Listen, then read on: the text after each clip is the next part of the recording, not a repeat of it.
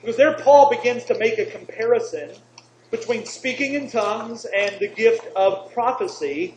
And he pretty much gives the nod to prophecy as being more important, more desirable than speaking in tongues. Look at verse 1. He says, "Pursue love and earnestly desire the spiritual gifts, especially that you may prophesy."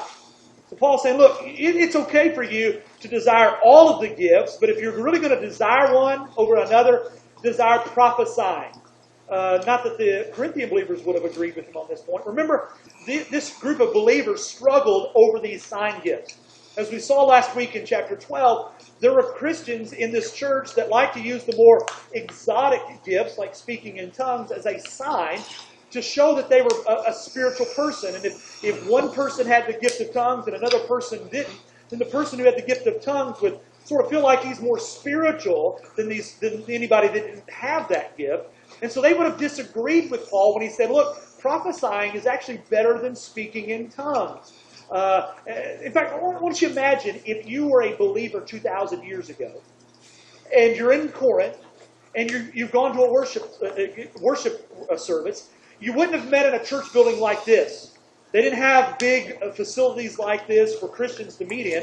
What would have typically happened is one person in the church would have invited the other believers over to their house, because it wouldn't have been a large crowd. So a small group of people, a handful of believers, would have gathered in somebody's home, and in the course of the worship experience, maybe somebody in Corinth, one of these Corinthian believers, would have started to speak in tongues. Now, you're not one of those people with that gift, and you're in the room with one or other people that have the spiritual gift, and everybody's saying, hey, if you speak in tongues, you're more spiritual than the other guy, and you're the guy that doesn't speak in tongues. How do you feel?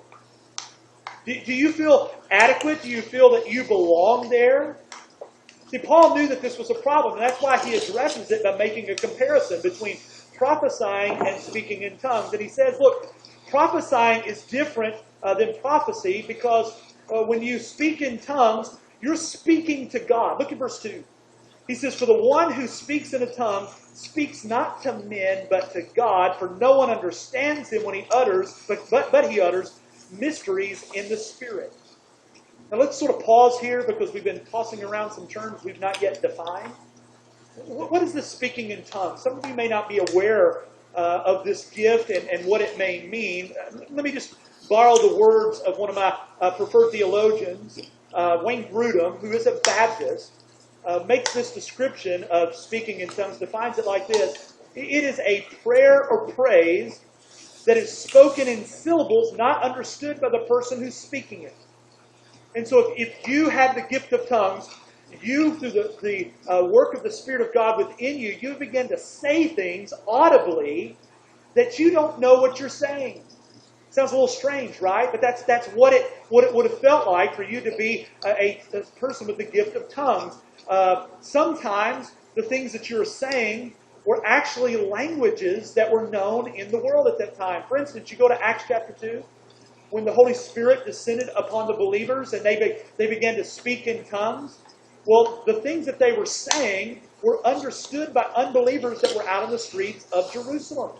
So sometimes a person that was speaking with this gift was speaking a language that was a known language. But you know, sometimes a person would speak with that gift, and it was a language that was not known. How do we know? Well, look at verse 2. Because he says, when this person speaks in a tongue, not to men, but to God, for no one understands him. This lets us know that it's quite likely that sometimes the gift of speaking in tongues reflected a language not known to humans, perhaps.